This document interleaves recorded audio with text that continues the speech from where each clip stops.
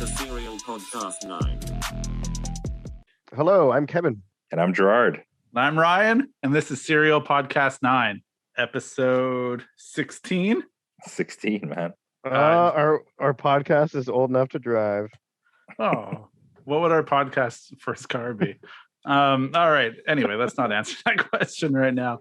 We have a guest tonight, which is very exciting, and a famous guest, I feel like, even a little bit. Not just like one of our friends that we hang out with every other weekend. I'll let Gerard do the intro because he's much better at these than I am. All right. So tonight we have Alex Lee, former Formula D driver, a good friend of ours, a SerialNine sponsored driver for many, many years, and just like a cool dude. So this is Alex Lee. Hey, thanks for having me. It's definitely a pleasure. Yeah. Thanks for being here. So to get started, I feel like we should actually do a history of Alex Lee. Who wants to do it? This is an awkward. So what was our nickname for Alex Lee, or what's Alex Lee's general nickname when you started drifting? Like, we used to call him the Wonder Kid. Yeah. That's also what I know him as is the Wonder Kid. I got to give Dave Vickers a little bit of credit for starting that fire. So the history is. Do you want to do it yourself? Is it weird to talk about yourself like that? I don't really know. I mean, whatever. I have who good knows your history information. better than you know? Yeah, I think I was there. I'm pretty sure. For some of it, anyways. Way back in, 2004, I got really hooked on initial D and option videos, yada, yada, yada. Anyways, yeah. And then ended up finding an SR5 beater, pretty clapped out 8.6 in Edmonton. Perfect starting point. Oh yeah. I don't know. It's like $400 or something. It was running. It was cool. Yeah. It was a coupe. I was like, okay, sweet. This is fine. This is perfect. This is the car. And I wasn't quite knowledgeable enough to know the difference between an SR5 and like a GTS as much. So I was like, this thing's really slow. It had like a 4AC with 70 horsepower. I was like, man, this thing kind of sucks, but it's sweet. Cool. It had drum brakes on the rear. So the e-brake worked really, really good. And anyways, we started, my friends were kind of screwing around with some stuff. My other buddy just got like a GTS. We were always having like a rivalry there. And obviously his car was way faster. Not saying that it was fast, but it was something.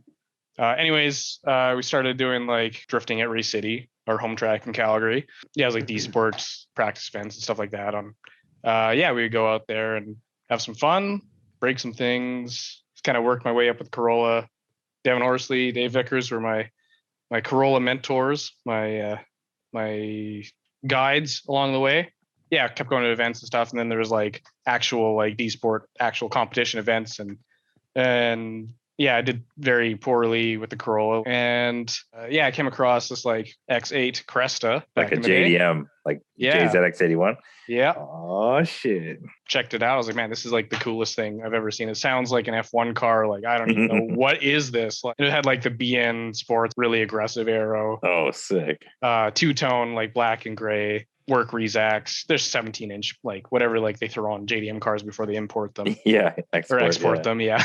I bought that and I was like, okay, sweet. This is it. Get rid of the Corolla. This is all I need. This car actually has power. Like, I had like a two-way in it. So like you could actually slide it and not feel like an idiot. So I started drifting that, kept it as it was. It had like blown tane coilovers, R154, which did not shift good at all. Very slow shifting. And just stock 1J, like a little bit of boost up, had like a SARD ECU, and that was it. I was like, oh, okay, this is kind of how it works. Okay, I can kind of feel how this kind of like drifting kind of should be. Supposed to be, yeah. It kind of made sense at that point. And so this thing, you're just kind of like chilling out, like sipping a latte, like reading a book, and you're on the boat, yachting around, having a good time, and like there's all this smoke, and everybody's like, whoa, that was so sick, you're doing so good. You're like, I guess, yeah, sweet, yeah, it's that easy. I could start to focus on like actually having a line rather than just keeping the car sliding. Trying to like complete the corner. Yeah. Yeah, exactly. Man, I've missed Gerard's age 6 impression. That's my favorite thing. Yeah. So I just a quick question. You were how old when you actually started drifting? I think I went to the first like D Sport practice at like I was 15. This is a legend that I have heard of, Alex. You're like the the Canadian Ken Gucci. It was like his mom would drive him to the track, and then he would like drift. Yeah. My mom came with me a lot to the track. Yeah. That was all like the Paul Harrisons and Vickers stories that everyone would say. Oh yeah. Wonder Kid, the Wonder Kid, and like, and because I didn't like really know you. I remember going to your fundraiser for when you were going to FD, and that I think is when I actually met you. But I just remember the entire drift community was behind you at that point. Like we would drive out from Saskatchewan, and that was a huge deal for us. And then we'd get there and it was like, oh yeah, Alex Lee, he's the best. And everyone was just behind him. And I remember like people hated Formula D when I talked to them initially, like, like, and then when like you were on board to go to Formula D, everyone was just totally like, that's it, our boy's going. We're fully, here he goes.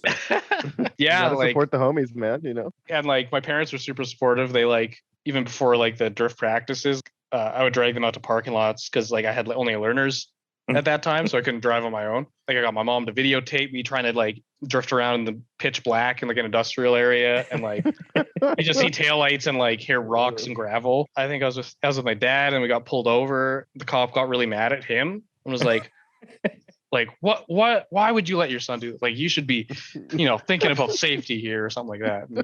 That cop didn't know anything about flexing, and your dad did. That's the difference. Yeah, so I got the Cresta going. Tandem still wasn't really a thing. It was just two people on the track at the same time at that point. So we weren't even close to thinking of proximity. It was more like, so-and-so did a great run. Oh, so-and-so did a better run.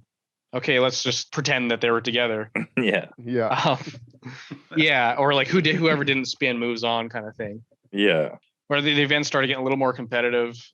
People started having a little bit cooler builds, like starting to compete against guys that I kind of looked up to. DMCC kind of bought out. So it went D Sport and then Drift West, and then DMCC took over. And because they're like the Eastern Canada kind of drifting big wigs. They sent Tony Angelo to be a judge, you guys. I forgot about that. Yeah, that's right. It was like Tony Angelo out in the West, and it was just like the one Drift Alliance dude, I guess, that didn't have anything else to do. I don't know, but it was rad at the time. Like it was like, oh shit, you're part of Drift Alliance. And I think they had Jared DeAnda out there too. It was like East versus West battle or something, right? Yeah. And then I had no idea who these people were, and they're like, oh, it's Tony Angelo. I'm like, who the fuck's this guy? Okay, cool. Like whatever. I guess he's a judge from America. Cool. And then anyways, so like started doing like decent in DMCC West, and it was 09. Was it? No, 2010. Basically the championship throughout the year. I was kind of running up in the points, like pretty high up. And it was like the last event in Calgary, I think. The other guy who used to compete a lot in DMCC East, Mark Schritter, he had a Safiro with an RB26, which is pretty sick. Sounds pretty sick. Yeah. And anyways, we were kind of like the final battle. It was like rain, bad conditions. And I ended up winning that final battle. I think it was because he broke a tie rod or something. It was like by default. I was like, because you're a better driver. You're a better driver. I ain't here to pump Mark Schritter's tires. You're a better driver. I'm just being realistic. This is what I remember. Like, well, the crowd remembers it differently, I guess. I mean, we can go with that too. I thought for something happened where he couldn't complete his run, and it was something mechanical where he wasn't as good as Alex Lee. Yeah. Anyways, so at that time, the DMCC was like, if you win the championship, you're automatically in Formula D. I was like, oh, wow. Sweet. Okay, that's easy. And then, anyways, because that was basically our whatever feeder series. Yeah. Like Pro 2 was back then. That's pretty sick. Yeah. And actually, before I got to that point, I should mention that I met, Gerard and Kevin. Well, actually, I kind of knew Kevin through Dory Kazi. You should tell them about our first meeting. But the first meeting, so I was messaging Gerard about X8 parts because that shit was hot in those days, and it's still hot. Anyways, I was like, we're gonna come up to Vancouver, I have family out there, whatever. We'll just chill out. It'd be cool to meet up. I was like, yeah, sure. And then we ended up. You were going to Victoria for a drift event the next day. Was it that one? Yeah, I think so. That was you drove the drift car. Yeah. Downtown, you were like, yeah.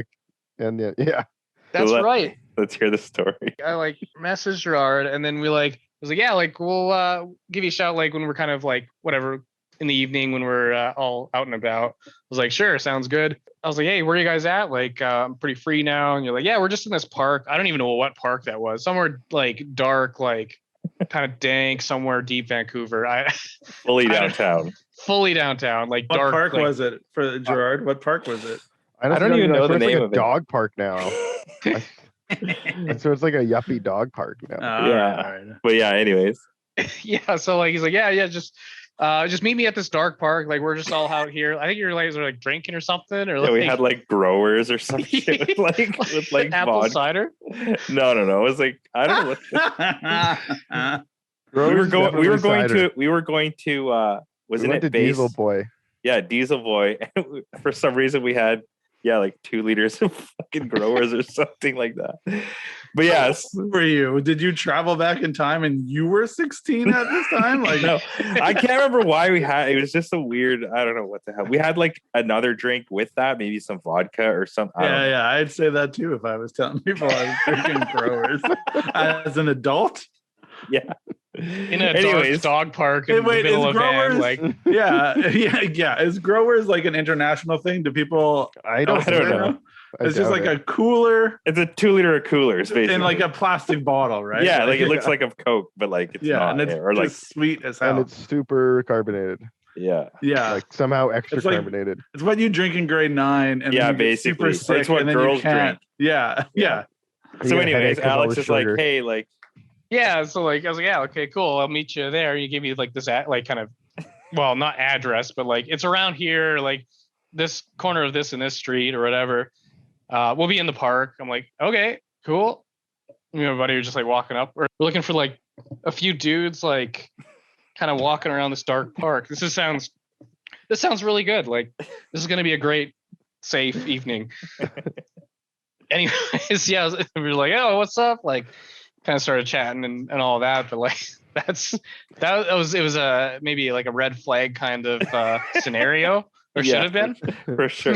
Hey, come to this park. There are no lights, and like we're drunk, and like we've never met you before, but yeah, but Toyota is cool. Yeah, like, exactly. If I've learned anything from this podcast already, it's that I've met Kevin and Gerard at the right time in my life. Because had it been then, I've been like, "What the fuck, man?" That's exactly what Alex was thinking. No, he was like, "I should form a partnership with these guys." Like he saw through it. I'd be like. They like dark parks. All right, cool.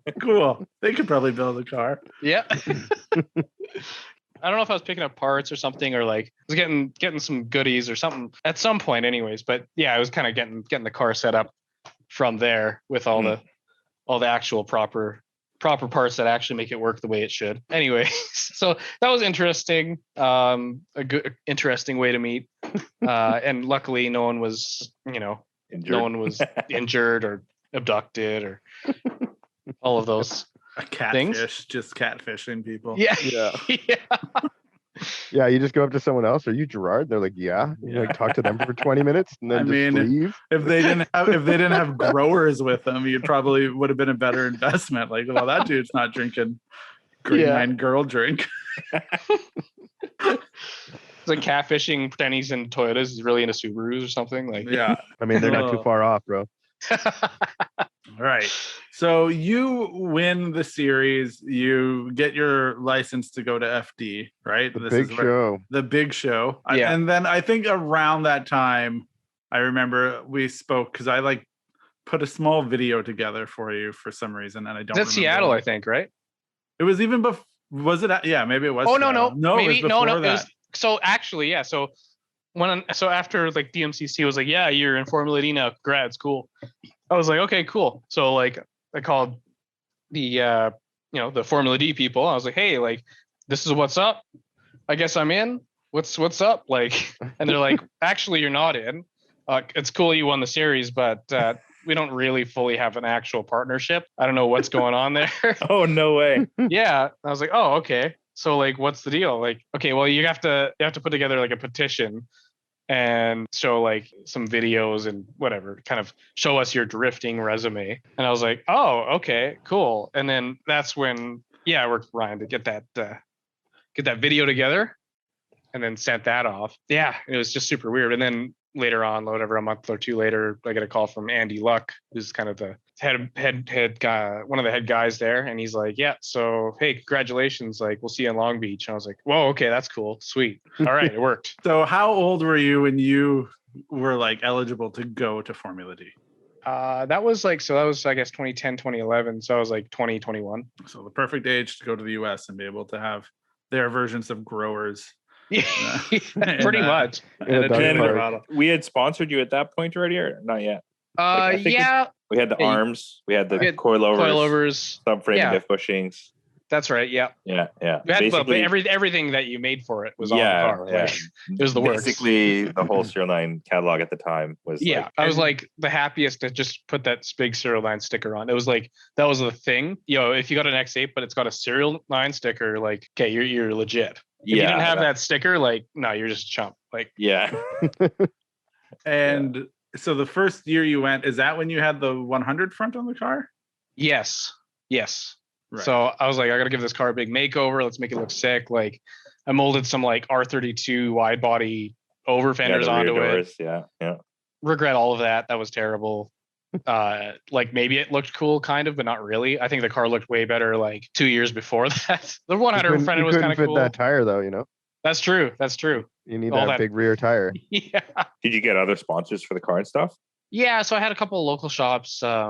At the time, RCTS and Lithium Autosport, they were helping out with getting the car ready, dyno tuning, kind of having this kind of a service home base to make sure it was good to go for each event, and they helped with some fundraising stuff too, like to help organize that and whatnot. So we had a launch party there, kind of unveiling the car and everything like that. So yeah, like kind of had a few on the way to help out.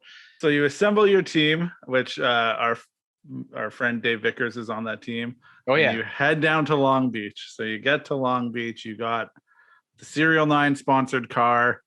I mean, this must have actually just describe that to me. So you're showing up, like Long Beach is a big deal, and yeah. So I guess basically we kind of like loaded up everything, headed down.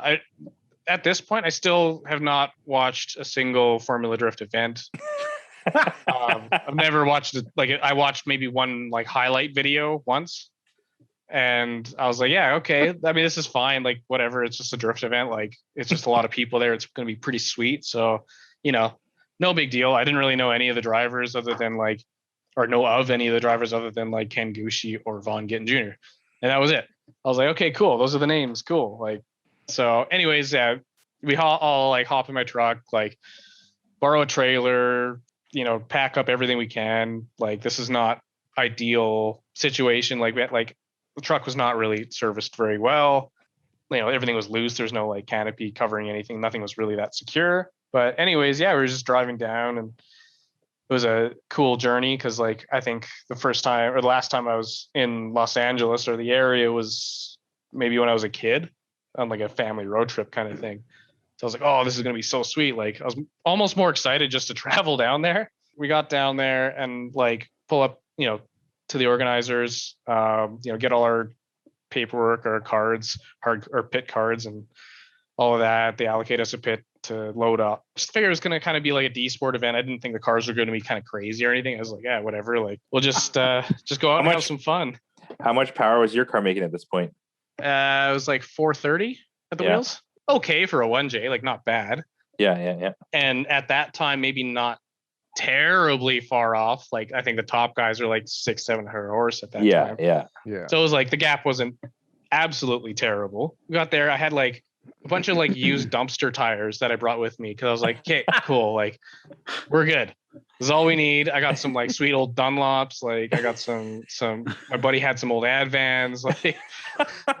We're gonna be good. Like they got like 70% life. This is gonna be great. Like,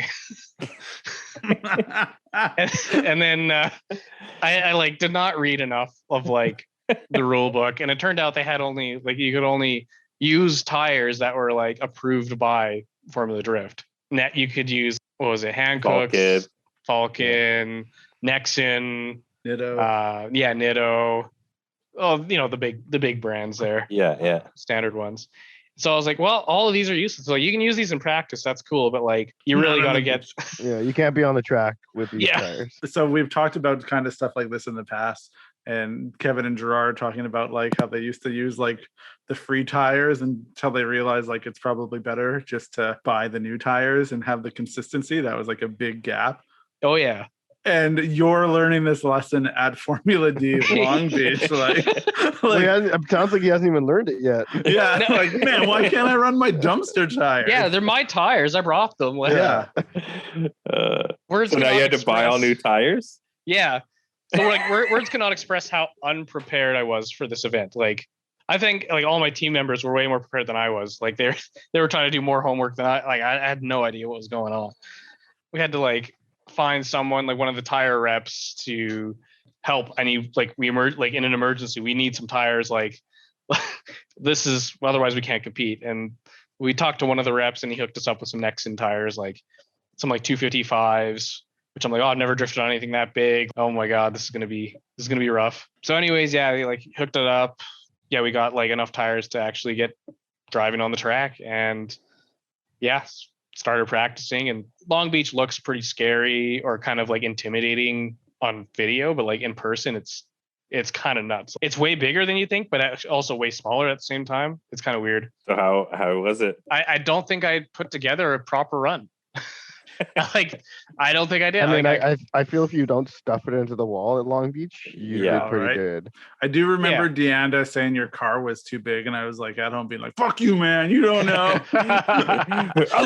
Alex Lee. Well, like, look, Saskatchewan often just like affiliated itself with Alberta because our drift culture wasn't that big at that point. If you were in the prairies, Alex Lee automatically just became the hometown hero. It was like, that's the guy and he's doing it. So I mean, all for the way us to Vancouver, you know? Yeah. Well, you guys also had Fournier. Is there any other two Canadians from like Western Canada that have gone to Formula D and competed? Not that I know of. Alex Lee and Ian Fournier. I guess. Those are the only two that I can think of. But I mean, for us, it was a huge deal because like I literally just started this company. I like only made parts for X8s, and here's this fucking kid who's going to Formula D, who's like a sick driver.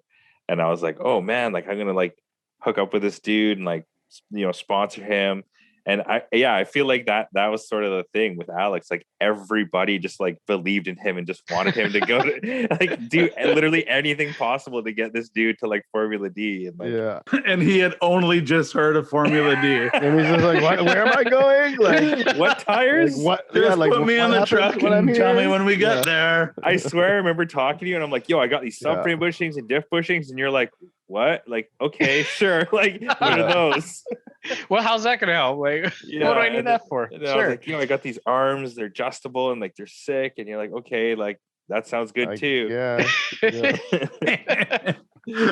So you do Long Beach, you drive it, you said you didn't connect. You didn't qualify, but you didn't put it on the wall, which is a big deal regardless, like Kevin said. Yeah. So after that event, how do you feel? It was kind of like, wow, I really should probably get my shit together. This is a little crazier than I ever thought. So we should probably hit it hard. Like, I got to do some homework, basically. It was kind of the after effect. You had the bug. You were like, yeah, I got to do this. I got to do Formula D. It's sick. Oh, 100%. Yeah. Like there's no question about like, oh, maybe I should just like hold off. Maybe like take a step back and try to learn more or anything. I was like, yeah, whatever. Just get me in there. Like, I just need to be there all the time and all costs. It doesn't matter. Yeah. There was absolutely that time, I think, for Formula D, and we've talked about this too. It's like there was a point where all I wanted to do was go to Formula D events and do media. Like if I could do that, I was like, this is the dream. Like, other guys wanted to do like F1 and stuff. I was like, nah, FD. And it was like around that time. And yeah, totally. I think that was the time we were also talking about that everyone wanted to be in Formula D. Like that was the end goal. It was like premier, man. It was as big as it got. So you pack up the trailer again. And what's the next Formula D stop that you go to? Seattle. Which Dave Vickers jokingly called your home track because the closest one was still like 18 hours away or something like that. I think it's like 14 hours straight. Yeah. Yeah. It's kind of funny. Most people kind of thought I was just from Vancouver. I think it was probably because of the Serial 9 essence or whatever. But like that's kind of most people from the States kind of that's either all Toronto. they know. That's the only thing they know about. Yeah, Canada. Especially if you're in Washington, the only Canada is like BC. So that's it. Yeah. It's Vancouver. You're from Vancouver. That's it. Yeah. Or you're from Toronto. Man, Paul Harrison cannot convince anyone that he's from Alberta. I swear to God. They're just like, where's he's like a Oregon or Vancouver? Washington dude. Yeah, he's Vancouver, Washington, I guess. I don't know. Yeah, exactly. Yeah, close enough. So like pull up to Seattle. I'm like, okay, I kind of have an idea. Like I finally have tires ahead of time. So this is really, we're already off to a good start. Right. Cars were like running okay. Did you do any changes to the car at all? Was it still 430 horsepower? Yeah, no, we just left it alone. I think. Nice. And so it was running like pretty decent. Basically, trying to learn this track. I'm like, okay, cool. Like this bank is like the longest bank in history. Yeah, it's at Evergreen. 5/8 oval. Yeah, time to think about things on there. Yeah, you're like drifting it, and you're like, well, you think maybe what you're gonna do after the event, or like, go for some dim sum. Yeah, like there's enough time to really have some thoughts. You guys came out to that event, I think. Yeah, I'm pretty sure. Yeah, actually, it was really neat. Like lots of people from all over that, from Saskatchewan, Alberta, and BC all kind of came out to that event. I was like, oh, this is pretty sweet. It's kind of like all of our like home tracks, if you will. Exactly. The closest track for sure. Yeah, everyone believed in you, man. Everything was riding on you. Yeah. I didn't make that video of you for no reason. It was my ticket to the big show. Damn right. That was gonna be my ticket to like success. Like, like if Serial 9, if Alex Lee like does well with Serial 9 in his car, like people will know who Serial 9 is. Oh yeah. Damn right. Yeah, I remember watching the live stream and like Deanna's like, oh, look, here's Alex Lee, Serial 9. Yeah. Like, Serial 9. Yo. I always remember thinking like, I was like, someone's got to sponsor him. Like there was no one really drifting a ton of sedans, like Japanese sedans at that time. Yeah. You and Fournier, I guess. And I was like, someone's got to sponsor him because it's just such like a unique car. Like nobody else is doing that. And that was kind of my thought. I was like, regardless of whatever else is going on, if you put a sticker on that car, you're going to know because it's like, it's not another S chassis, So. Yeah, definitely stood out. A lot of people are always asking about that car. They're like, what is this? Like, is it like a Cressida or like an Avalon or something? Or like, that's what it is, man.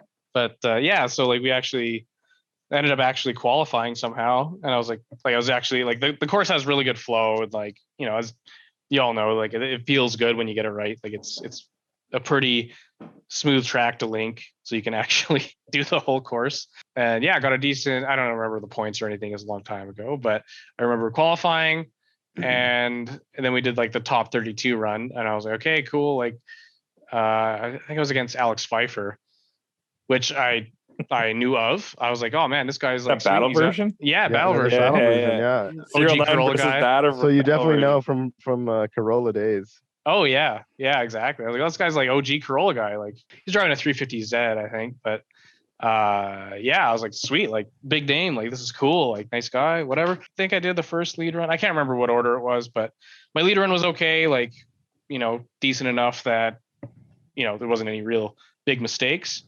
And then he led the next run and I remember I was like kind of far behind and then I like had some sort of mess up where like I cut inwards on the inner side of the bank and I was like, oh, that's it. This is over. And then all of a sudden I see him spin in front of me and I was like, oh no, we're good. Nice. And so like I won that battle and that was my first and last top 16. So I was like, remember it forever. Yeah.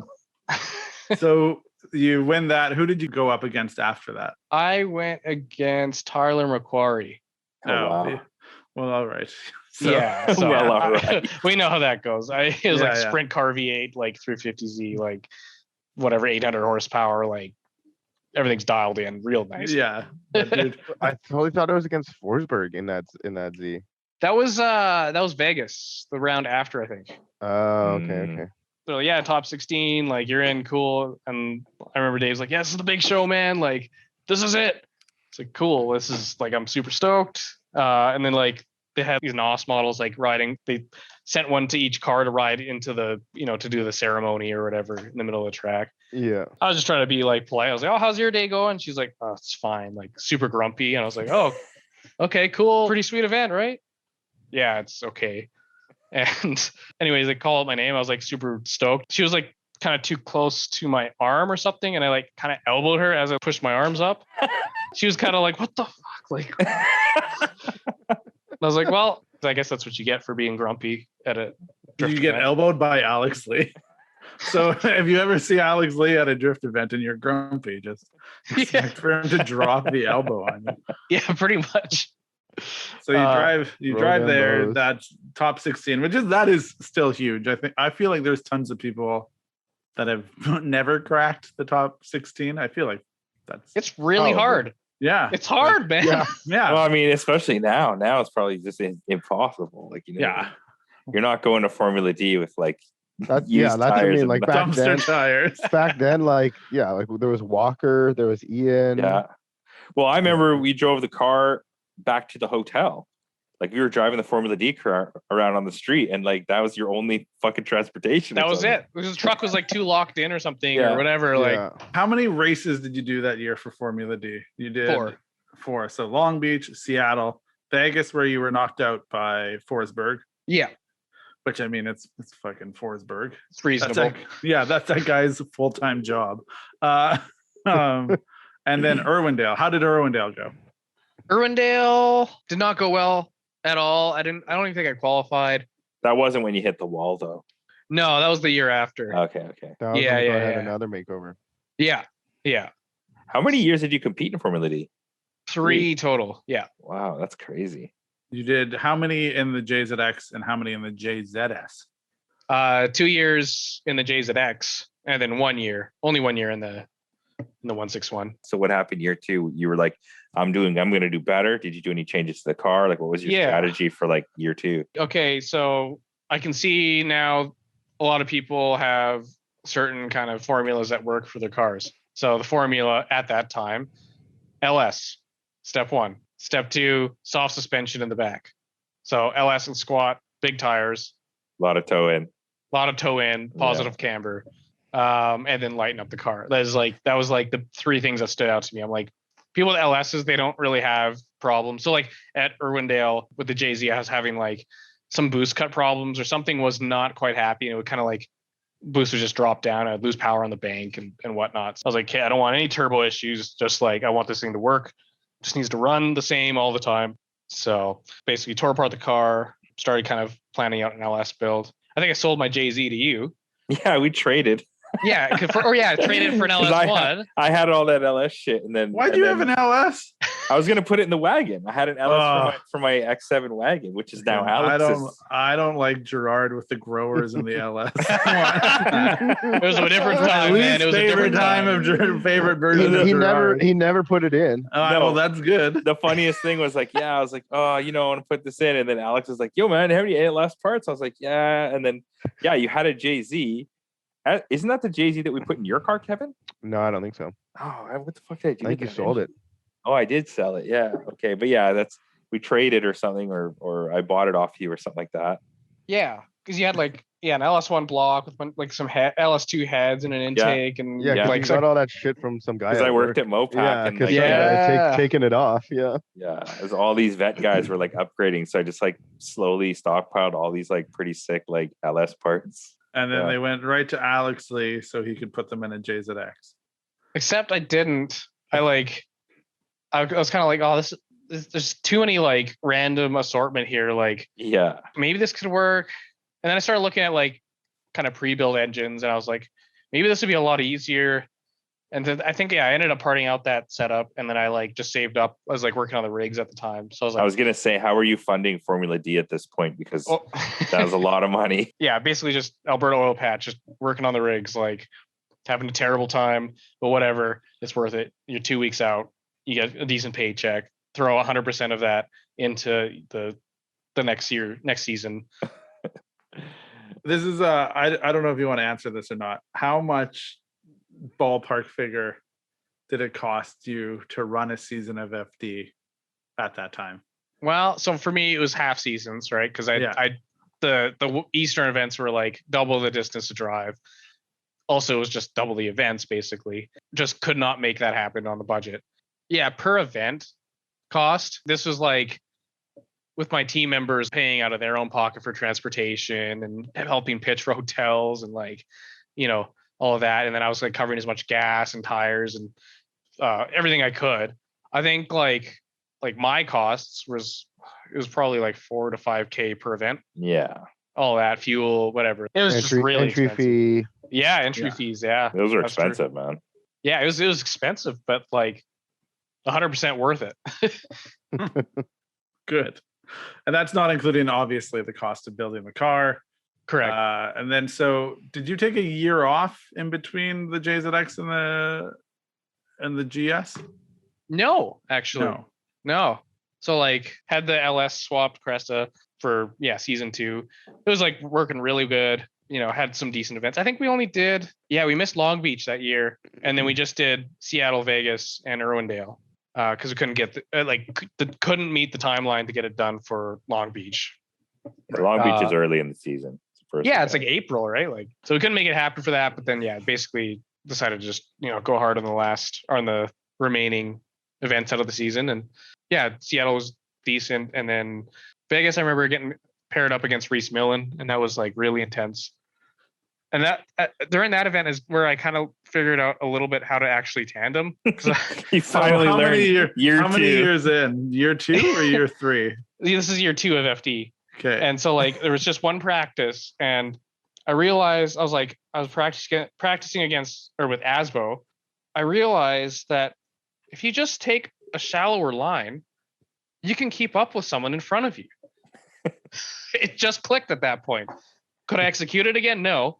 But I was like, there's one run I actually was like decently like you could consider that a tandem with Asbo at that time. And I was like, wow, this is great. And then anyways, I just got like destroyed by Reese Millen, which is, it's Reese also Millen. fair. Yeah, it's Reese Millen.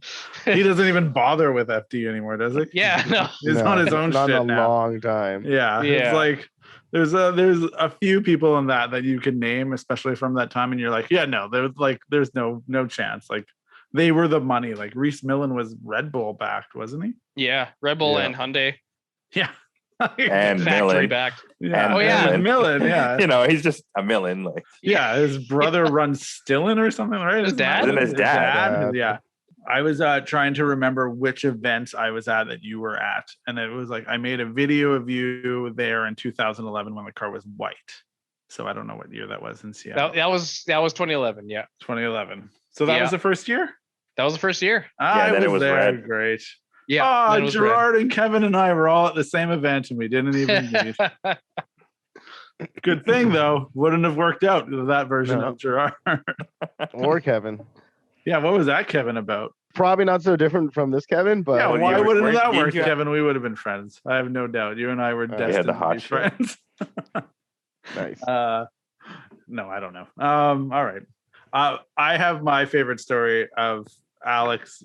I was talking to you in the pits, and a dude walked up, and he was just so amped on your car, and you were being super polite to him. And the guy was like going on about how great your car was. And he's like, I got a car kind of like this. So like maybe next year I'll be out here and you'll be watching me drift. And you're like, yeah, man, maybe. And I was like, why are you so nice to this guy? I actually remember that now. Yeah. I was like, crap. I'm like, yeah, you're right. You're just like, you're at a Formula D event walking around the pits, and that makes you as good of a driver as someone else that's been doing it for years. Like, hey man, I mean, in their ass. Hey, if he's that good, like, I mean, come on out. Now that we've heard the story that you didn't even know what Formula D was until you could have been anybody, man. Anybody could have been anyone. I remember like cleaning your car in the pits at the Seattle event. I was like, yo, man, like your rim lips are dirty. Like, that's what we cared about. Your chrome window trim is dirty. Yeah, your grill is dirty. You're like, yeah, man, like I'm kind of busy, I'm like, all right, well, like, all right, I'll take care of this. Yeah. Oh man, that was good. What kind of didn't you have like Meisters or something on that car? I had Kevin's old Meisters. Yeah, that's right. Yeah. That's what I thought too. Yeah, the Meister S M1 M1Rs. Yeah. which I still have 4 of them. Oh, sick. Yeah, they were on the S15. Yeah. Oh, that's right, because they went on to the GS. Yeah. That's right. Yeah. Those are like those wheels look good and fit on everything ever. Like every car, like I have like test fitted them on like many people's cars. They're like, oh man, like can I just buy these? I'm like, nope. But like you can look at them on your car. They look great, right? You want this. Yeah. Those are legacy wheels, same as the Sparkos. Yeah, they're like they'll never ever get sold. They're just like they're just too good. Yeah. So you get the GS, you're driving the GS, but that's your last year then, right? No. You didn't get you gotta tell the story about the GS. How did we come about building a GS? So I guess that brings us to Irwindale, the last event of that year.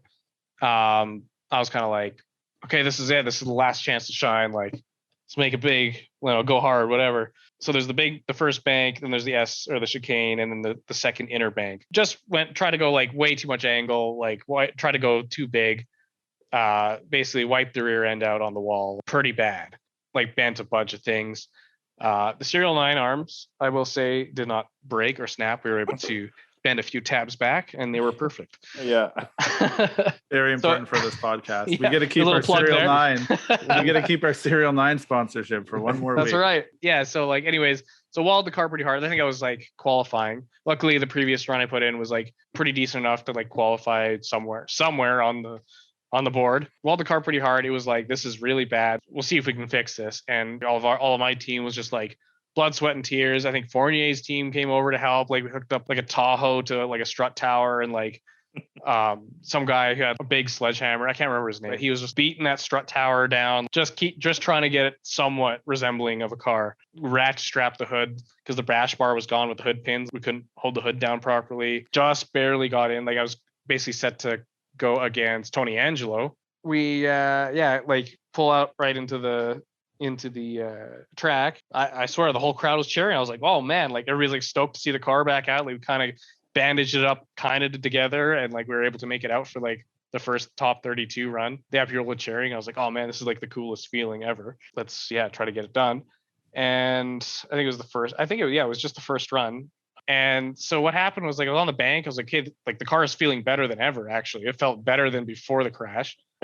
I don't know why. Like maybe like string alignments, my string alignments suck or something, which they probably really were bad. And I was like, oh, this is great. Everything's gonna be awesome. Like this is gonna be a good run. And like midway through the chicane, all of a sudden my feet start slipping off the pedals, trying to hit like the clutch, slips off, like hit the brake, slips onto the gas. And then I was like, oh my God, like what's going on? Literally just rolled the front end right into the wall. So basically like the engine was basically puking oil into the at the firewall, and there was like, I guess I didn't have some holes sealed up properly, so like it was spraying through the firewall onto the pedals. And it was like the slipperiest thing ever, and I could not like I didn't even know that. Yeah, it was terrible. Like yeah. Like you smash the car up, fix the car, go for a run, and then smash the car up. Literally, like first run back, and this was like drift, top 32. man. Yeah, man. People are like, "Yeah, Alex Lee, what are you doing?" Yeah, bam. So pretty much. Two things. Maybe the sad part about that is the people in the stands and watching at home when you're watching Formula D don't really know what you just went through to get to that point. So they don't know that you've just like some random dude's been like hitting your car with a sledgehammer. So when you hit the wall again because of your car, they're not like, oh man, his car was obviously puking oil through the firewall and causing his feet to slip. They're just like, oh, that dude doesn't know how to drive, it turns out. And I got amped for no reason. The second thing is someone once said to me, and I always think it's funny, it's like, your car, it'll always feel the most powerful and the most dialed in right before it breaks. Like it's like if your car is like 100%, you're like, man, this is good. It's like it's because it's about to break. Yeah, you're about to. Yeah. No, I mean, I never felt better until that point. But yeah, it's just, I mean, that's science. We just proved it right there. I think. Exactly. So that car is toast then at this point? I mean, maybe it could have fixed it, but I was like, this is going to take too much work. This car is like pretty beat as it is. Like it's seen some shit. Like, yeah. So it's ready to retire. And I was like, oh man, like next year. We got to think about next year. Like, what kind of car? Like, there's so many choices. I was like, oh man, like maybe getting a two-door would be kind of cool, but like, I don't know, like it's pretty sweet driving a big sedan. Like, I was like, oh, maybe like an ST300 or like an S14 or whatever. And I think we were like driving back to the hotel, and Gerard calls and he's like, hey man, let's figure something out. Like, we were fully on board with like sponsoring the next year's Formula D. Yeah, he's like, how would you like to like really be a part of this? Like, let's make this. Like, sure enough, you guys found a 161. And I was like, this is an interesting choice. I was originally thinking like an IS. Yeah, an IS would be like, it's like pretty small and light, cool, like still 4-door. All right, yeah, like we can make that work. But I was like, GS, like that's a big car. Like, she thick. Like, yeah. So then we got that car. Yeah, you guys got that car, and then like I was like, this is like, it was pretty surreal. I was like, this is kind of insane. These guys are like setting me up with a car. Like, what the hell? Like, yeah, we got that car. We bought it from some fucking stupid kid who had like, it was like a fully running like GS400, and I don't know what he took the throttle body off. Yeah, like basically like something went wrong. Something that's the super small went wrong. Yeah, and he took the car apart. And then he started parting it out. And then just started parting it out. The only thing he fucking sold was a throttle body. And like a door lock actuator. Yeah. And like one of the mirrors or something. And we just showed up and we're like, yo, like, we'll buy the whole thing.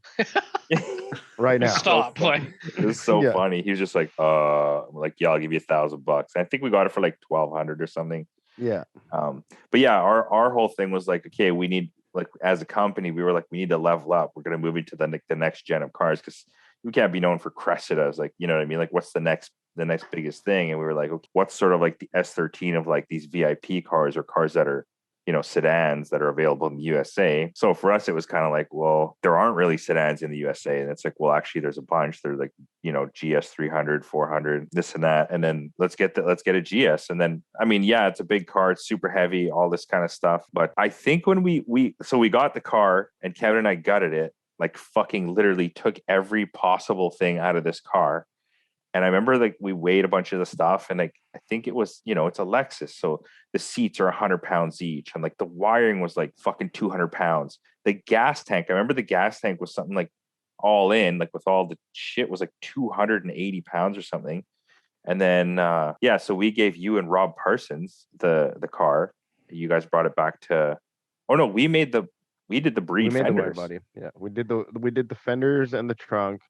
And we finished that, and when we were done, you guys came out, and like it was basically a shell with windows. So we had done the breed wide body in this garage that we were renting, because we're like, yeah, we're gonna have this wide body for this car. We're gonna have this trunk. We like designed some arms and stuff, like subframe bushings, stiff bushings. Like we were like, this was our our shot at the big leagues. You know what I mean? So we were like going ham on this car. And I mean, shit, Serial 9 was literally like run out of our basement at this time. Yeah, we were still super, super small time, but like we really wanted to like build the brand and build, like make an appearance. And like he was the driver and we were like the company. So we did it. And then everyone's hopes and dreams just rode on the back of Alex Lee. Yeah. So then you guys brought the car back to Calgary, and then. Yeah. So I guess previous to that, yeah, like I brought, I guess last event of 2012, I got Rob to be my spotter, so he came down with that event, kind of got familiarized with like Formula Drift and all that. How'd you meet Rob? From like D Sport days back in like 05, 06. Because like that guy was shredding like way ahead of people like at that time drifting wise. So I knew him, and then he had his accident. I think it was 2011 or something. And then, anyways, he was kind of, like he was down to come to the last event of 2012 to be my spotter. So yeah, we kind of like rebuilt a bond there, and we were chatting. I was like, yeah, like he had a shop, like he lived in Lethbridge at the time. And he had a full fabrication shop at his house. So idea was like, yeah, we grab the car from you guys, bring it down to Lethbridge and build it at Rob's, and do the cage, do all the fabrication, swap the LS and get it running and all that, and then send it back out. And yeah, I lived at Rob's for whatever 3 months. We like had tomato soup, craft dinner, like he made a pretty sweet like chow mein. and like we were just kind of like bacheloring it. Yeah, like a good like solid 4 months. Yeah, so yeah, you got a different engine. No, I pulled the same LS, the Texas Speed LS out of the Cresta. So we popped that motor in. Did all the fabrication, did all the roll cage and everything like that. Like it was a sick cage, sick. Yeah, everything was sick on that car. Yeah, we just thought we were like do it right, like. Yeah, I had to swing away 3/4 panels. Yeah, there's a lot of new shit, man. Like the tail lights were on like springs. Yeah, that's right. Cool. I was like, because I guess it was thinking back on the first crash in Irwindale. I was like, well, if only the rear end was a little less solid, hard, rigid, you know, you could flex the car past the wall, like, and it wouldn't affect your line so bad. Yeah, seeing a lot of other cars, like say some of the ASD build, like Mustangs and stuff, it was all like the rear end was like just vibrating on idle, like like super floppy. So yeah, we were like, yeah, let's do this right, like 100%. Let's try to be as professional build as possible. You know, no more dumpster tire style. Like, you got sponsored by Achilles. Yeah. They they had the racer program. 123S. Those are excellent tires. Tire. I love that tire. Yeah, that's a rad tire. It's like the compound's just right. The sidewall's just soft enough that it has enough flex for drifting. That's in a good way. So you get a lot of side grip. Like, I don't know. It was just a good tire. So yeah, when we finished that car, I think, what did it weigh with you in it? It was fucking actually pretty light. Yeah, it was like with me in it was like, I think it was pretty much bang on. It's like 3,100 pounds. Yeah, which isn't too far off a lot of the Formula D cars now. Yeah, exactly. I think with their tire restrictions, we could have run like a 305 or something. Yeah. You need a lot of power for that. Yeah, it's huge. For reference, a stock GS400 is about 3,900 pounds. So with an LS and like gutted in race trim, it almost was 1,000 pounds lighter. Yeah, which is pretty insane. Like that's a lot of weight cut. Yeah, and it had a glass front window though, right? Yeah. And then the rear window. I remember we made it out of Lexan and stuff. Yeah, exactly. I tried a Lexan front window. Is the worst. Like you can't see shit. Like. Yeah. So you and Rob built all the cage and stuff, and then it came back to us. And then we trailered it back out, and then you guys had your way with it with all the suspension. I think you prototyped all of the suspension on it. Yeah, we did. We worked for months and months. Well, not months and months, but we worked for a long time on that car too. You guys stayed I know Rob lived at the shop for like a couple of days or a week, or you guys were there. And there's a big crunch at the end there. Everything kind of came together. But yeah, because we had a front lower with the tension rod one piece, and then we had a steering knuckle. Yeah, we did the angle kit. We had lit all the rear suspension. I remember you guys did the knuckle. We had dual caliper kit. Yeah, the dual caliper kit that we like filed by hand. Like we had to like hand make it at that point because we did. Yeah. I remember you guys had to modify like the upper part of the knuckle, and you had to like go to an aerospace welder. Yeah, I had this one super old like aerospace welder dude at the airport, and I got the spindle shortened so that we could have the car kind of low and still work. In hindsight, that's probably not super necessary on a Formula D height car, but whatever, we still did it. And then we had the aero came in because we had got the breed fenders, like it was the first breed fenders ever. Yeah. So they were 2 inches wider, front and rear, and then we had the trunk. I think those were like air shipped from the factory. Yeah, it was just like to make sure it would come. We pulled all the strings, man. It was like basically do or die for everybody at that point. We got back there like pretty much. Like I think it was maybe like a week or like 4 days before I had to leave to Long Beach, I think. And then anyways, I saw like everything in person. I was like, holy shit, this is so cool. Like that was like a next level car compared to the Cresta, right? Oh my God, was it ever? So then you went to Formula D with the new and better car. And how was your team? Did you have a good team? Did you have a lot of like professional support?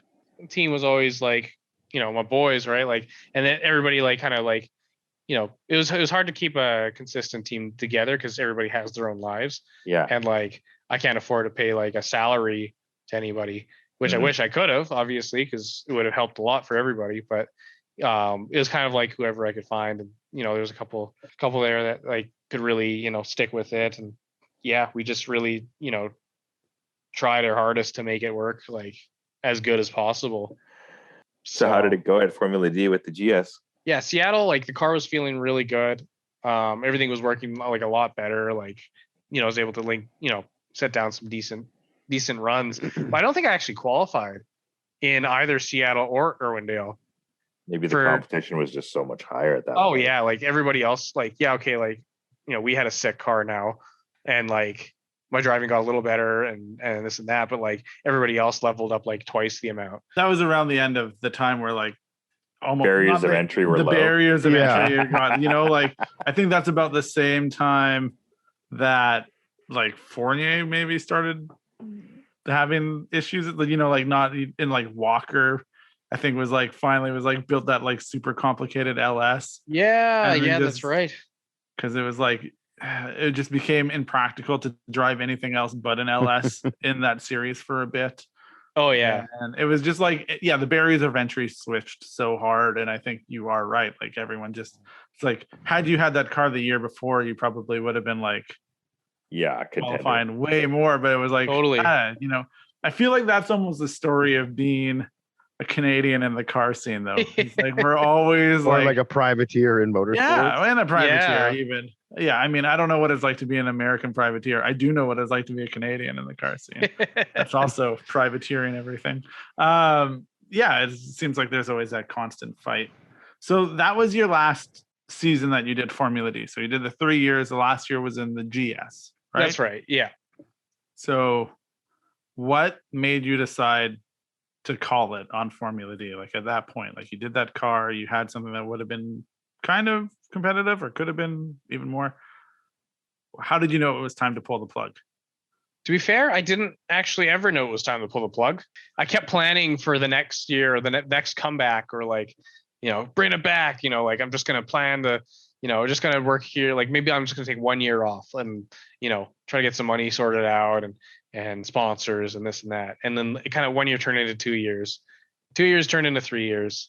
And then like the oil patch crashed. So like we were all out of jobs, and I ended up picking up another job at another shop, and I was like, okay, well maybe I can, like you work with the shop and we can, like try to make a form of a comeback, and started kind of going back into more of the local events and all that, but never could make it back into the big show. Just financially, or? Yeah, financially. And like basically to gain the finances outside of sponsorship, because it's just really hard to like actually get like, someone who's going to be like, oh yeah, I'll pay for your season, or like I'll pay for your travel costs. Well, I remember we had when we did the sponsorship proposal, and you had the whole thing. It was $100 and something thousand to run the full season. Yeah, and maintain the car. It was over $100,000. Yeah, that's right. And I mean, for a lot of companies, like it's really hard to justify. Like, okay, let's just throw $100,000 to this random Canadian team that like they're going to try to make all these events and stuff. Or I can just like meet face to face with this other team, like down the street in LA here or something. Like, there's a distance issue there, I think, or definitely an obstacle. I feel like early on, a lot of those guys that made a solid go of it in Formula D had like pre-existing relationships with people that could that were almost like able to sponsor them, if that makes sense. Like, yeah, totally. Like they were like, oh, well, I drift and I'm already like super tight with the guys that run this shop or that run this. So like, that relationship makes sense. Or like they're friends with some like someone who's on some like GT racing team or something like that. Yeah. Like I look now and there's dudes, I'm like, this guy still runs Formula D. Like, how does he still run it? How do they manage to keep going? Like, I don't remember these people being like huge deals, but also like the payout of Formula D is peanuts, man. Yeah. Oh yeah. It's fuck all. Prize money's nothing. You don't even think of prize money there. Yeah. No, you're just looking for. So your plan, I guess, would have been end game to land big sponsorship.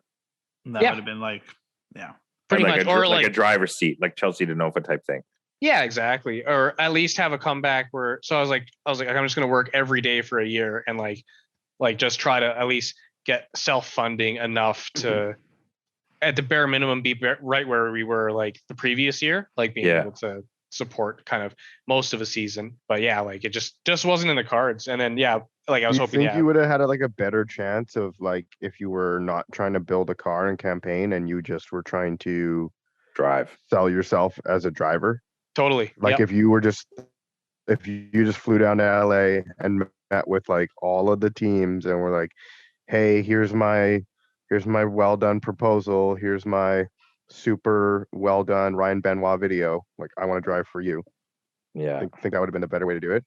Yeah, for sure. Because then like basically it's you kind of get forked in terms of like, oh well, I have to either build a car or like basically build a car, build a team, make this happen, or focus all of that time and instead like talk to potential sponsors and like meetings and like network and like do the whole the song and dance, right? Yeah. So for sure, I think that would have been probably more effective in the long term, like trying to get a partnership out. But then what happens when you do all the song and dance and you still don't have a ride? Yeah, and that's the risk. Now you don't have any time to build your own ride. And that's yeah, exactly. Like that's what kind of I was worried about. I was like, well, maybe then at least if I have a car, I can still go. It's just trying to find funding or something. Yeah. This is the whole premise of Drive to Survive on Netflix. It's just like drivers trying to find a seat for the next season. It's like, are they good enough to drive in Formula One? Yeah, I guess you're not building your own car. Yeah, that's just like, they're just like, can I drive? Have to get that seat. Yeah, that's all that it is. So one of the questions that I wrote, hindsight is a motherfucker, which it is. And this kind of Kevin leaned into it. Would you have done anything differently based on what you know now? Like what if like hindsight, what would be your approach? If we could be like, hey, it's 2011 and Alex Lee is heading to the big show, like what would you do differently? Or even if you like had a chance to go next year, what would you do differently? I'd probably it's not very exciting, but I would probably get some very commonly easy formula car to use, like not trying to be as cool or unique in the car aspect, but just trying to make it work really well without having to do much R&D kind of thing. HGK Eurofighter. Literally, like plug and play, right? Yeah. Yeah, like whatever. Keep it very simple. Probably spend a lot more time on, the marketing, the networking, like, I guess like throughout the years learned a little more about like what companies are looking for sponsorship and stuff like that. So like there's different approaches than what I had at those times versus what I would do now. Yeah, I would just basically kind of, I guess it would be more of a simplified automotive side of it, like the actual tool for the job would be simplified. Yeah. And then, just more focus on the actual building of the business of the team. For sure. You're only as strong as your weakest link. You can't really be concentrating on nailing that next apex when you're jumping out of the car in your race suit to change your tires, Yeah, or you're stressed out about where the fuck you're gonna sleep, or like how are you even gonna get home because you had to pay to fix the car because you hit the wall, or like, you know what I mean? Like, yeah, totally. Yeah. There was I had a short conversation with Frederick Asbo, and I was like kind of asking for advice, like how do you do this? Like he was like, this is really hard. He's like, honestly, man, like don't try not to spread yourself out too thin. Like focus on the driving itself, and like the image or the sponsors and stuff. But like try to find as many people as you can to help take care of all of the other things so that you can focus on the few things you really need to. Yeah, that makes a lot of sense. And what's your biggest regret of running in Formula D? I don't think I have one, honestly. It was financially crippling and extremely stressful, and it like put a career, like possible career paths, like way behind. But honestly, I would do it again. Like you only live once, man. Literally, yeah. Like I don't know. And like you tell your kids, like, yo, I was like a professional fucking driver. I was a professional race car driver before. Yeah.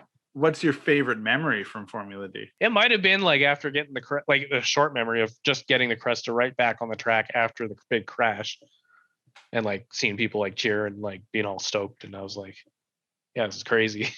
Right. Having the House of Drift cheer and scream your name. Yeah. I would imagine that would be exciting. Yeah. What does drifting look like for you after professional drifting? It looks pretty casual. at this point. Like focus on career stuff and whatnot to kind of have the means to get back into it. You know, it'd be nice to have I just like kind of fixed up my S15 and it's kind of turned into a cars and coffee kind of car, which I don't really want to ruin, although I would love to drift it around. Mm-hmm. Yeah, we'd spoken about bringing it to the gala, that type of event where it's like the cars are nice, you do drift, and it's kind of fun, but it's not focused on like banging doors or like, you know, super competitive. It's just like a stylish, cool event, you know. Yeah, exactly. Yeah. So like doing something like that would be awesome. Just keep it casual for now. Are you less stressed? Yes, I guess it's kind of like trades one type of stress, one style of stress for a different style of stress. Yeah. It's all relative, man. It's all relative. Are you better off financially? Yes. Yeah. It's much better than spending like 110% of any bit of your earnings like as soon as you get paid. It's like groceries. What are those? We'll figure that out later. You'll figure it out, man. Yeah. The McDonald's value menu. Yeah. So the GS is gone. What did you do with the GS after you dropped out of Formula D? Did you drift it a bit? Did you compete like in some local stuff or? Yeah, I did some local events. I did a few Spec D events. I did a few DUI events with it. Yeah, I drove a few at DUI once. That was fun. Oh yeah. We caused a big, huge accident. Well, maybe sometimes you just need to take a break. You know, like mid drift, take 5. Yeah, it's been enough. Yeah, it's you do the first half of the corners and it's good. Pose for the photo, exactly. Gotta get that media. This actually goes into the next thing, and I guess everyone can answer this. So for some reason, people reach out to me to ask the questions whenever we say like, "Yo, you're the host." Am I the host? Yeah. Oh fuck, I didn't know that. We're always the guests. Always the guests. It's not called like Ryan Benoit and Friends. It's like that would be kind of great. I would watch that or listen to that. SerialPodcastNine. Yeah, I'd listen to that. So a dude from Ryan Benoit and Friends with Dodo Logic. No views that would get. So a dude from Australia reached out. His name is Apex Mongrels Imagery. And he said, "Hi, Ryan. I'm an aspiring 30-year-old photographer from Australia, from a small region town. Do you have any tips as to keeping the spark going for drifting? Obviously, it's not hard to do, but how do you keep it going, I guess, is what my takeaway." He goes on to talk about how he has a Cressida. And I think I feel like people just reach out to me because I have the least Instagram followers, is what I actually think. They're like, Gerard will be the most busy and Kevin will send me a meme. So, so we've all been doing this for a long time. But how do you keep that spark going for like drifting? How do you stay into drifting when I think a lot of the times you put a lot into it and you don't get a ton out of it? Kind of tough. I mean, it kind of depends on how much you're into it to begin with. But I think it's kind of like there's a lot like where it's the bug's kind of always there. Sometimes I think it might help for some people to take a break, like a complete shut off of it. And then like, you kind of revisit it again, make it new again to you. Because like things kind of get stale over time. You're kind of like, been there, done that. But like, I think if you have a pause for a while, then you kind of like look back and you're like, oh wait, that is actually really sweet. Like, man, like that's really cool. Or you see like, new technology about it or new like strategies or whatnot. Like just finding little new things about it that you can see that are new to you, maybe. One thing I was going to say is, I guess to me, a lot of drifting is the camaraderie, the hanging out, the meeting of the people, the like, you're in a different place. Like it's just kind of that. And I think, well, you don't really get to hang out with your homies who are driving when you're all driving. Yeah, exactly. You're like, I'm here, you're there, we're driving, but like, you're not really hanging out. You're not talking. You're like yelling car to car, like, yeah, that was sick. Like, but that's about it. Also, Gerard, you took 8 years off from drifting, right? That's absolutely true. Yeah, that's 100% true. So there's definitely a thing about a bug. And then I guess maybe going back to what Alex said about like the perspective you apply to it when you come back to it and how you see it. Like, you have to come back to it as well as like a perspective as a business, which is a reinvention of how you looked at it before, right? Like, yeah. Now I'm answering questions for you. Well, no, I mean that's the thing. Like, you know, you could always make it interesting, even if you're driving every day. Yeah. No, for sure. You can keep practicing at certain different skills and trying to, you know, like today I'm gonna try and like enter at a higher speed, and like the next day you're gonna try and like have more angle, and the next day you're gonna like disconnect your e-brake and try, you know, or whatever. No, we're not doing that. Is that how you do it, Kevin? Is that what like keeps you engaged in? I don't drift enough to have that. So every time I go out right now, it's like fun and like interesting and new, if you will. But yeah, I guess the same track enough. We've also talked about this. You guys are kind of like tethered to your business as well. Like it's beneficial. Yeah. The more times you guys are behind your wheel doing dope shit, it's like the better it is almost for your business. Yes and no. I mean, like the advertising. We were just talking about this thing where basically like if we go to a drift event, like the shop sort of stops for 2 or 3 days, kind of, you know, surrounding that drift event. It's like, we got to get the cars ready. We got to do this. We got to go to the event. That's one day. And then we come back and it's just like a shit show. You know, we have to like get orders lined up, unpack we everything. Haven't done the emails. And, yeah. So it is a bit of a big deal. Like, but you know, it's kind of worth it. Right. And that's it though. You know, like that's that bug where if you're having fun, then. But yeah, once you get back out on the track with like a you know, something that you built and something that's like new and fresh and kind of cool, it's like, you know. I will try to answer the question coming from the point of view as a photographer, because I'm not sure if that's what he wanted, and then I formed it into this question. For me, I think I look back over the however long I've shot for, over a decade, and the one thing that I think that has always kept me interested, and we've talked about this before, is Gerard's Veilside wheels. I'm just kidding. Yeah, that's the one. Yeah. Tell me about your wheels again for the 80th time. Anyways, go on. No. Is the relationships. And I don't just mean like, the camaraderie and the stuff, because that's absolutely dope. But the other side of that is always like I've had to kind of connect to different people over time, because it's like, taking photos, I can do that for longer than people can drift, if that makes sense. Like the lifespan on a grassroots drifter.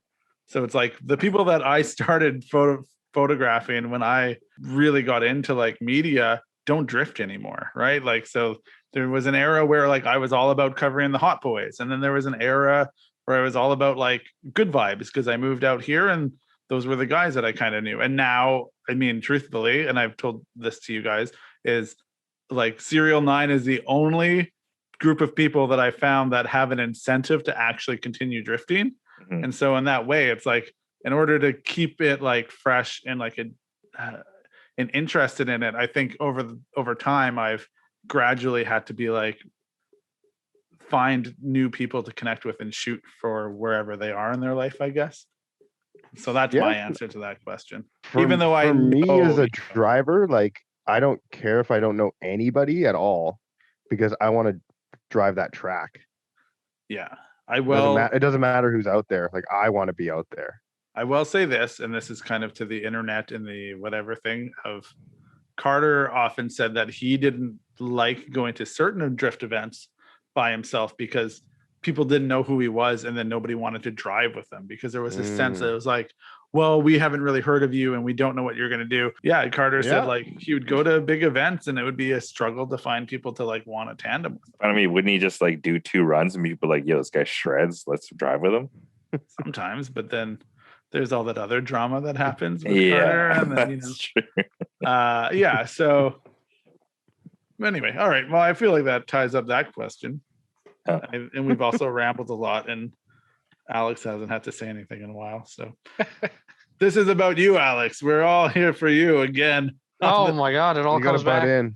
Yeah. Yeah. So what are you up to now? So I'm just trying to have 2 cars for now.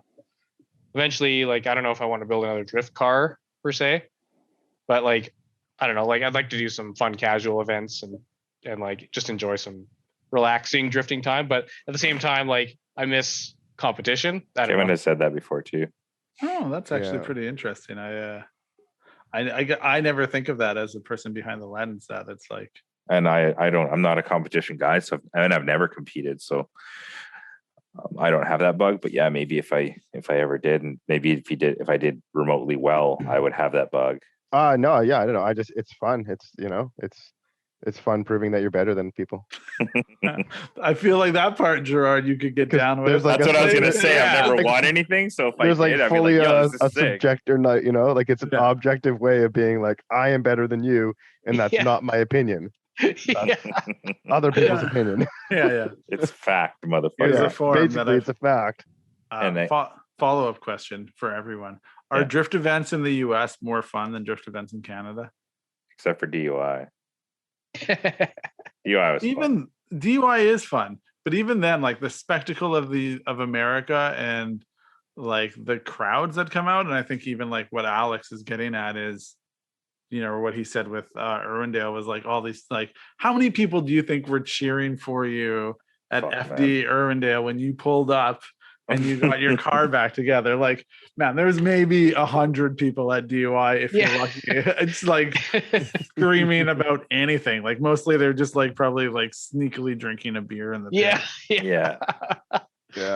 Pretty much. They're screaming at their boyfriend because they're drunk. Yeah, man. It's like, well, I thought we were gonna go get food. It's like, relax, babe. Relax. Two more laps. 2 more laps. Have another NOS energy drink. And then like you go to the US, right? Like in the crowds at Final Bout, like they're not Formula D, but there's still a crowd there, right? Like it's super exciting. I mean, it's all about the crowd buzz. It like gets you going. I remember like looking at that lineup, waiting to get into Final Bout, and just being like, what? Yeah, you mean the first time or when we were driving? Like both.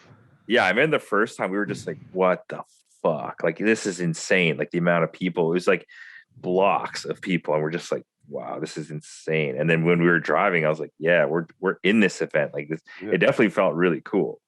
And then when people would see our cars and they'd be like, yo, like what the heck is that thing? Like when your car actually stands out in a sea of like ridiculous cars. Yeah. Super exciting. Like, yeah. Like automotive culture, I think, is just more ingrained in their culture. Yeah.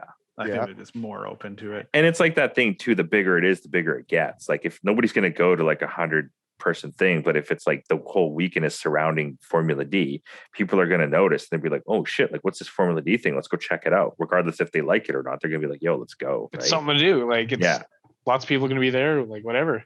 Alex, do you have any like crazy Formula D stories that we don't have to put in, but anything like, or we could put in? We edit this down a bunch, and by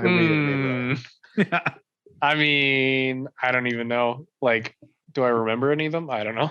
Like, what's after the event like? Like, there's usually like an after party and stuff, and like you'll see, like whatever, they'll go to whatever local bar that's pretty common with the people that are local to that event, and you see like a lot of people letting loose that you wouldn't think are normally that loose, if you know what I mean. Like, Osbo does like tons and tons of cocaine. Just piles of cocaine. That's it. To be fair, I don't think I ever really saw him at an after party.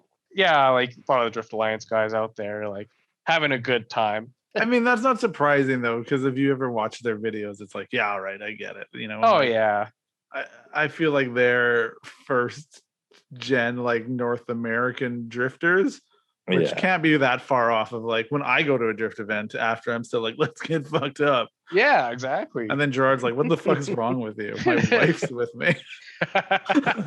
All right. Well, I think that was really insightful and not at all what I thought it was going to be. So thanks. What did you think it was going to be? I don't know. You got to think like I was coming from a smaller area. So like when I showed up in Alberta and there was like, you guys were like, like doing it properly compared to how we were. So it was like, oh man, there's all these guys that are really good. Like there's a lot of talent, I think, that came out of Calgary. We've said that before. There's, for sure. You and Vickers and Goat and Horsley, Paul Harrison, Chair Slayer, like Rob Parsons, like a lot. And I'm probably missing people. And you go there and it's just like, like I loved drifting so much. I was driving like 7 to 8 hours to go take like my shitty photos at an event where you guys were driving. And to me, that felt like a big thing. And then I guess around the same time you were driving FD was when I started shooting FD. So like, right. I guess what I expected was, because you were the wonder kid, I guess I assumed you just had it all more together. And it's kind of funny. It's kind of funny to look now and be like, I guess like none of us really had it all together. Like I didn't, even when I was doing media, I probably didn't understand really what I was doing at that time, but I was just trying my best, like out there. Yeah, I mean, even looking back, it's like, oh, like we're making a Formula D car, but like the fucking body kit was made in a garage, and like we like the hand cut the fucking dual caliper brackets and stuff. Like, but yeah, I mean, it's and I mean, look where we are now. Like shit, everything's CNC. We're doing hundreds and hundreds of runs of everything. It's like it's pretty crazy, honestly. It's like trial and error. Like you don't know until you try it. Yeah, you fake it until you make it, man. Yeah, literally. Yeah. I always think it's like I always had this feeling that it was like I was kind of like 3 or like 2 steps behind everything, where it was like, man, if I just knew what I know now, like 3 or 4 years ago, I'd be so much like I would have been so much more ahead, and it's the same thing. How many people you think that every day though? I know, but I can't help it. It's like, man, like I take better photos now than I did when I was younger. And it's like, man, if I would have known that then, and it's like, you guys run a better business now than you did when you were younger. Yo, I gotta say, if you're going the other way, you're fucking up hard. Yeah. Some people do. And like, well, I mean, I was in better shape when I was younger, so I mean, I'm going downhill there. I don't know. For sure. Well, yeah. I mean, that's a different thing, though. You're not passionate about that, or are you? Maybe, I don't know. You're still popping that shirt off. I gotta start getting passionate about it. Yeah. But yeah, I mean, everyone, like Alex, even like you were, like we said, you were learning lessons about Formula D that maybe you should have been learning before you got in the truck. And I think that definitely. And again, I don't like, I lean on this quite a bit, but I do think sometimes it is about the Canadians don't have the same level of access to that type of scene. Anyway, well, on that note, so Alex, thanks for joining us on SerialPodcastNine. Thanks for having me. Kevin and Gerard, you should say bye. No, I was gonna say, it was awesome. It was awesome having you on, man. I mean, we kind of talked about it from like many episodes ago. We're like, we should have Alex on. It's a pretty interesting story, and like he's a good homie of ours, and we never see him. So I miss you guys. Yeah, I honestly feel like I haven't talked to you in like 2 years. So thanks for listening. Let me say that again, because I was like, SerialPodcastNine.